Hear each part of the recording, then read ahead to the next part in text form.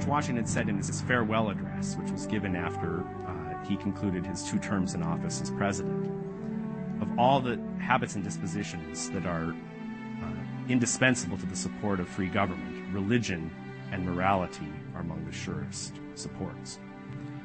What he's saying there is really a truth that was affirmed by many of the other, in fact, all of the other founders.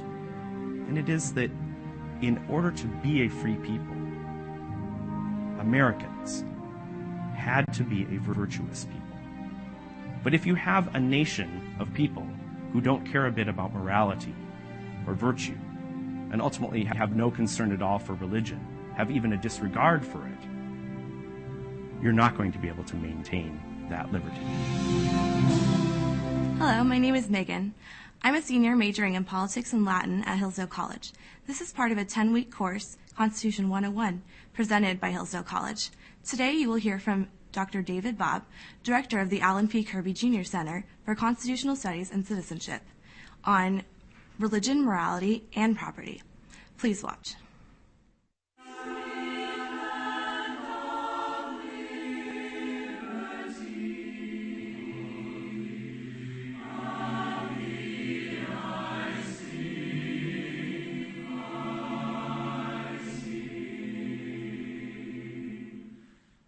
The signers of the Declaration of Independence asserted their natural and political rights with what they called a, quote, firm reliance upon the protection of divine providence. This powerful assertion of rights in the Declaration, which was the cornerstone of a new regime, was directly related, the founders argued, to religious and moral duties. These duties, they emphasized in the documents we'll examine now, are universal, just like the rights to which they are inextricably bound. Almighty God hath created the mind free. Thus Thomas Jefferson begins the revolutionary Virginia Statute for Religious Freedom, which, along with the authorship of the Declaration of Independence and the founding of the University of Virginia, were the 3 accomplishments of his about which he was most proud. God gives uniquely to human beings the gift of reason. Even more, he creates all individuals equal in their possession of natural rights. For Jefferson and his fellow founders, God created the human mind free. The freedom of the human mind means that all individuals can choose between good and evil. The founders believed that although human beings are capable of doing great good, they equally are capable of tremendous evil. In the words of Jefferson in the landmark statute of 1786, all people, including those who would rule others, are, quote, but fallible and uninspired men, end quote. The theological conviction of most early Americans, including the leading political lights, was that all human beings are fallen. Politically, this meant that all are fallible. The political, religious, and moral framework of the founding started with the affirmation of a common, enduring, and unchanging human nature. Human beings are admixtures of roiling passions and calming reason. Regardless of time, place, and social or economic status, all share the same propensity to evil. Despite these strong tendencies, man is not condemned to mere animal existence. With careful cultivation of his soul, attention to the laws of nature and of nature's God, and the uplifting assistance of family, church, and local community, an individual is able to tame his passions and live according to the blessings of liberty.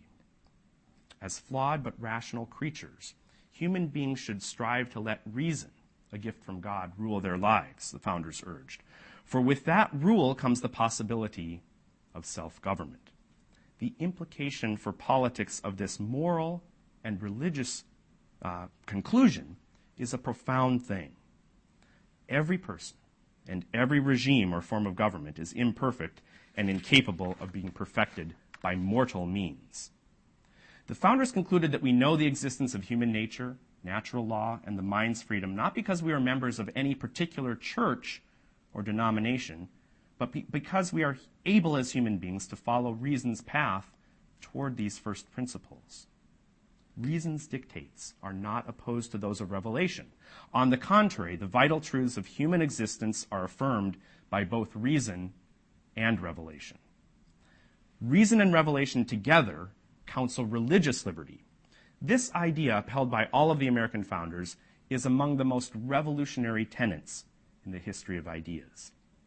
Whereas throughout most of human history, religious minorities have lived with the fear of political persecution, and religious toleration, if established, was put in place as a revocable policy, in America, the right to religious liberty was established as a matter of principle.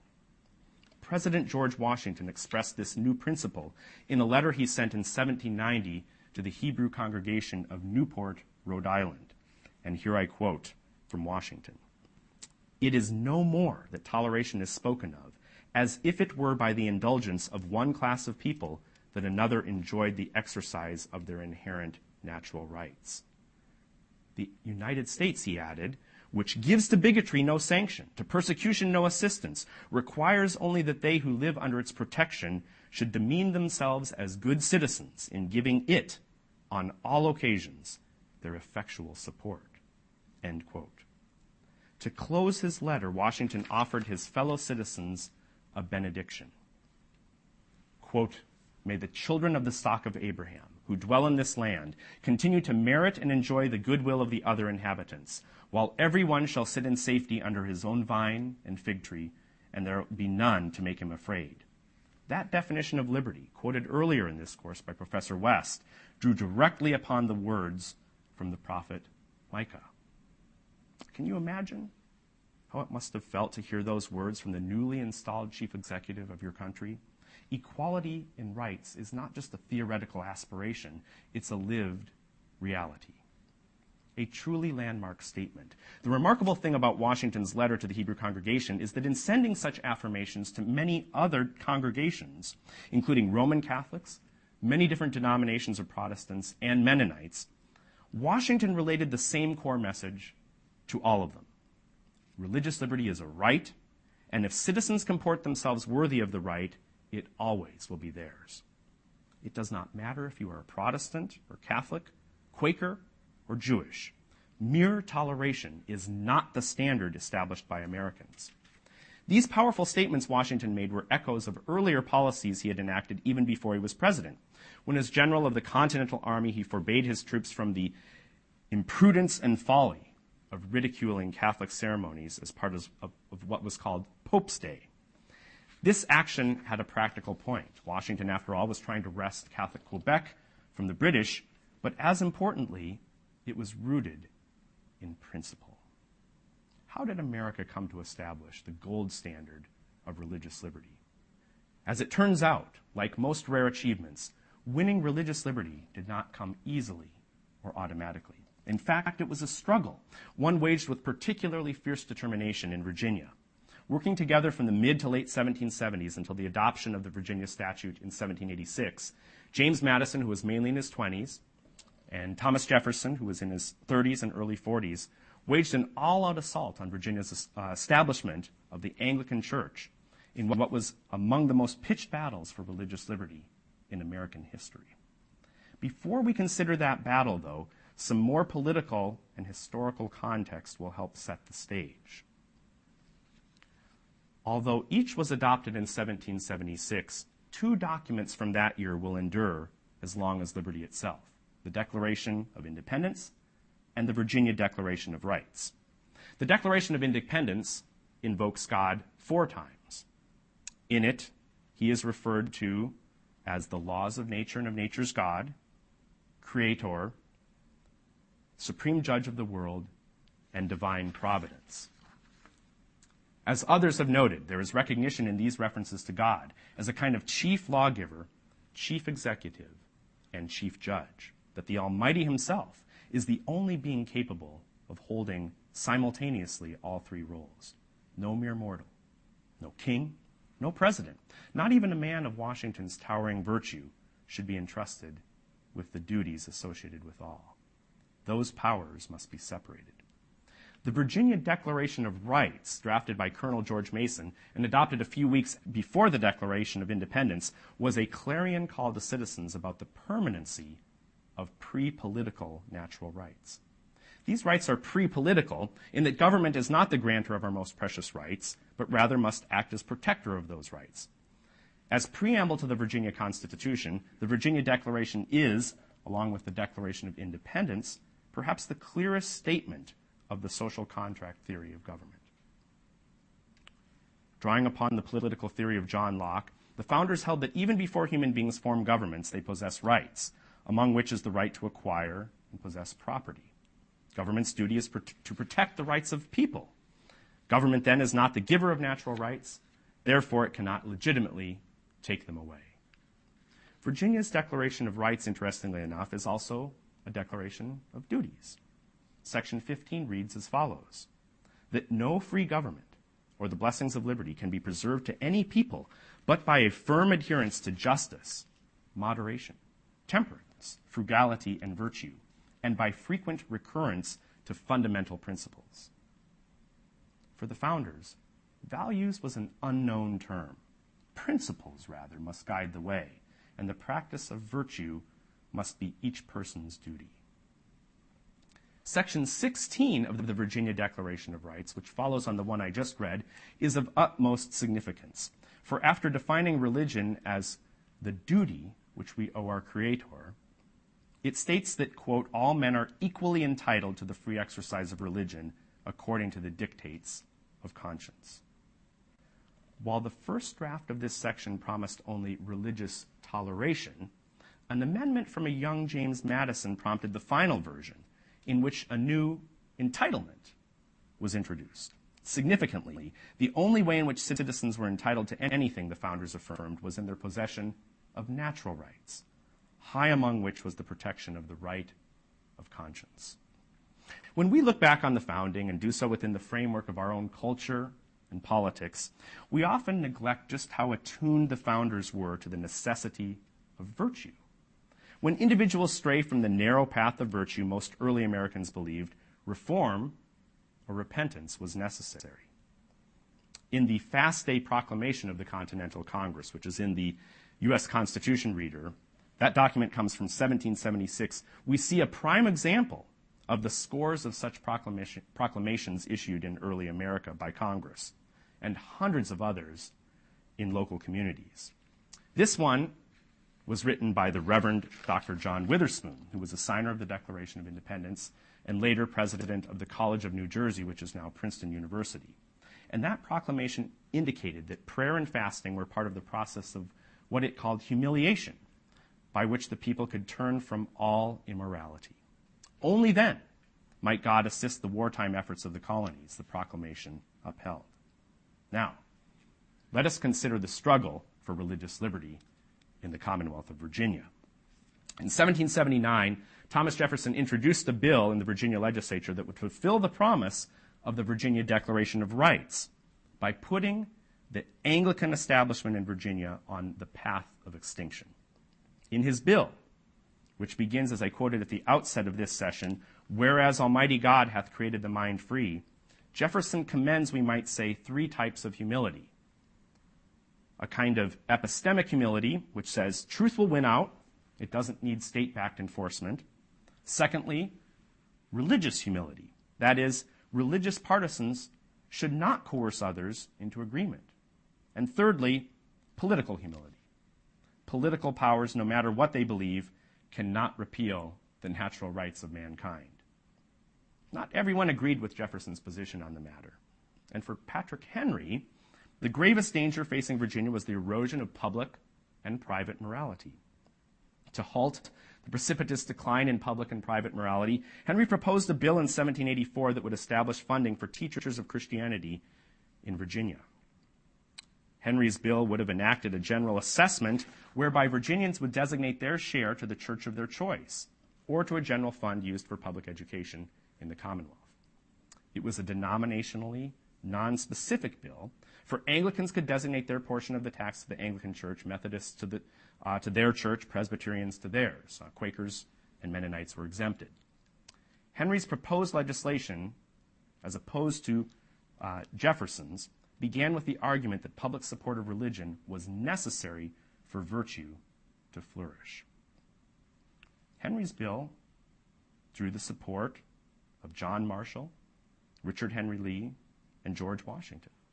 It drew sharp opposition from Jefferson, Madison, and a coalition of Baptists and independent thinkers cobbled together largely at the inspiration of Jefferson and Madison.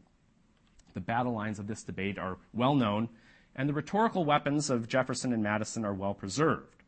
Madison's memorial and remonstrance, which we'll look at in a few minutes, was penned anonymously in response to Henry's bill. Recollected far less, however, is how close this contest was.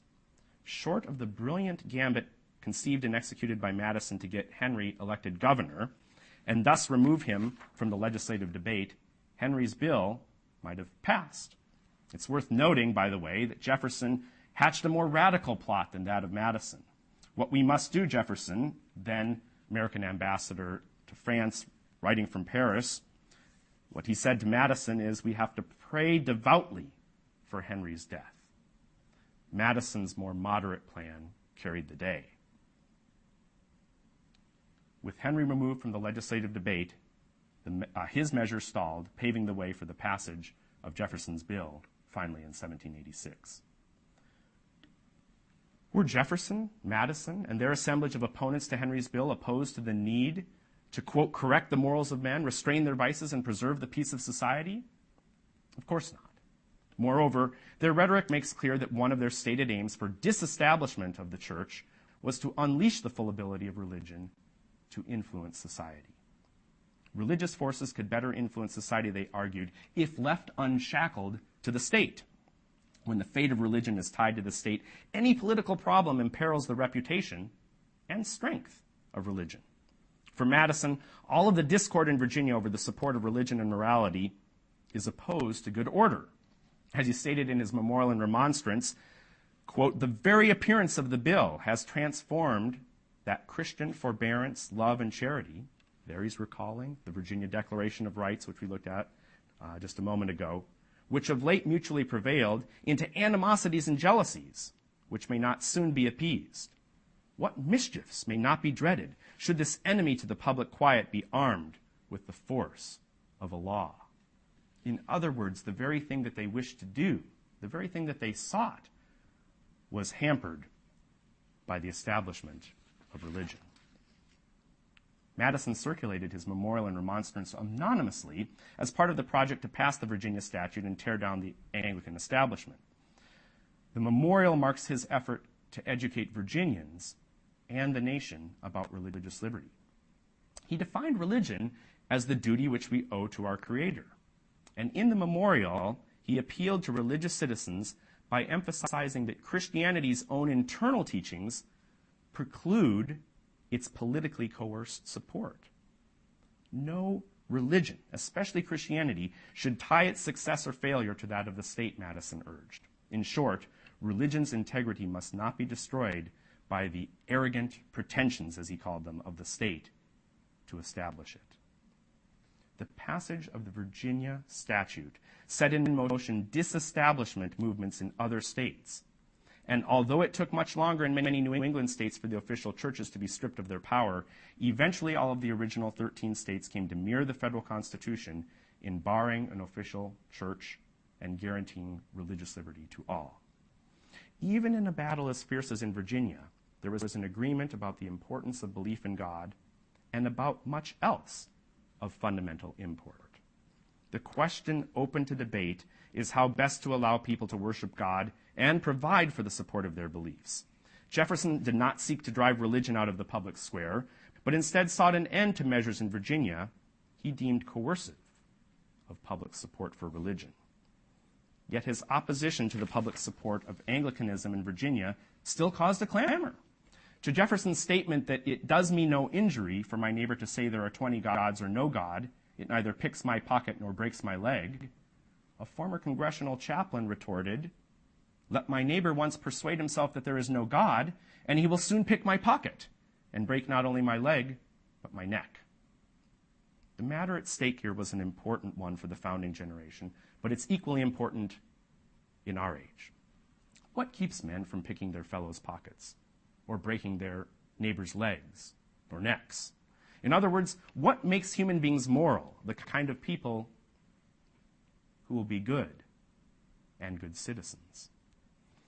In 1787, just after the passage of the Virginia Statute, the Northwest Ordinance was adopted by Congress, governing the new massive territory that eventually became what now are the Midwestern states of Minnesota, Wisconsin, Indiana, Illinois, and Ohio. The Northwest Ordinance stated unequivocally that, quote, the fundamental principles of civil and religious liberty are the basis whereon these republics, their laws and constitutions, are erected. The purpose of the ordinance is the extension of these fundamental principles. Because no human being is born innately good or full of virtue, the inculcation of virtue through education is essential. This axiom of early American community life finds rich expression in Article 3 of the Ordinance. And here I quote from that. Religion, morality, and knowledge being necessary to good government and the happiness of mankind, school and the means of education shall forever be encouraged. Inescapably moral in its claims, education for the founders, undertaken with local control, was the means by which the citizenry became capable of self-government. The Constitution of the United States itself, which was adopted shortly after the Northwest Ordinance, says little about religion, with the notable exception of banning religious tests for federal elected officials. There is no other explicit mention of religion in the body of the Constitution. When President Washington assumed office after the Constitution's ratification, the Bill of Rights had not yet been added to the Constitution, of course. The structure of the Constitution itself is the greatest bulwark to religious liberty. As Washington stated in that letter to the Hebrew congregation of Newport, all possess alike liberty of conscience and immunities of citizenship. The addition of the First Amendment's religion clauses, as they've come to be called, the Establishment Clause and the Free Exercise Clause, strengthened the basic structure of the Constitution. They sent the message to the states that disestablishment of their state religions was the right course of action, and that in America, all should enjoy free exercise of liberty. Like President Washington's pedagogical letter to the Hebrew congregation and many other similar letters he sent to other religious groups, his farewell address both exhorts and teaches. Washington encourages his countrymen to elevate their gaze as they enlarge their country. Avoid petty politics, Washington says, and practice the virtues that will sustain Republican government. Of all the dispositions and habits which lead to political prosperity, Washington writes, religion and morality are indispensable supports. President Jefferson, like Washington before him, was the recipient of many congratulatory letters upon his election to the highest office in the land. In one case, congratulations came in the form of a mammoth cheese from Baptists in Massachusetts. The cheese, a gift made in gratitude for Jefferson's long-standing commitment to religious liberty, weighed in at over half a ton. The Danbury Baptist Association of Connecticut made a more modest gift in the form of their letter, but they were aware of Jefferson's much earlier role in releasing their Baptist brethren in Virginia from the shackles of Anglican establishment and expressed their hopes that as president, Jefferson might similarly liberate them from the constraints the government of Connecticut put upon them. Exempt from the assessments that funded the established church, the Baptists nonetheless enjoyed their liberty not so much as a right, but as mere toleration. They wondered then at what point it might be revoked. Acknowledging that the president is, quote, not the national legislator, the Baptists in Connecticut nonetheless asked Jefferson to intervene on their behalf. With this historical context in mind, Jefferson's response to the Danbury Baptists, in which he employs the now famous metaphor of the wall of separation between church and state, reads not like a demand for the separation of religion and politics, as is so often indicated today. Rather, it displays recognition by Jefferson that the principle of federalism is of decisive importance. As president, Jefferson is disabled from interfering in the Connecticut church-state system. The First Amendment's religion clauses clearly disable Congress from interfering. That was the interpretation that prevailed then and that Jefferson put forward in his letter. He certainly wished Connecticut to accord full religious liberty to all its citizens as a matter of principle and not just toleration, but because the Constitution did not permit his interference, he would not intervene. The citizens of Connecticut must find a remedy to their situation by changing their state constitution. and its statutes. In concluding his letter to the Baptists, President Jefferson, like President Washington, in his letter to the Hebrew congregation, offered a benediction. I reciprocate your kind prayers for the protection and blessing of the common Father and Creator of man.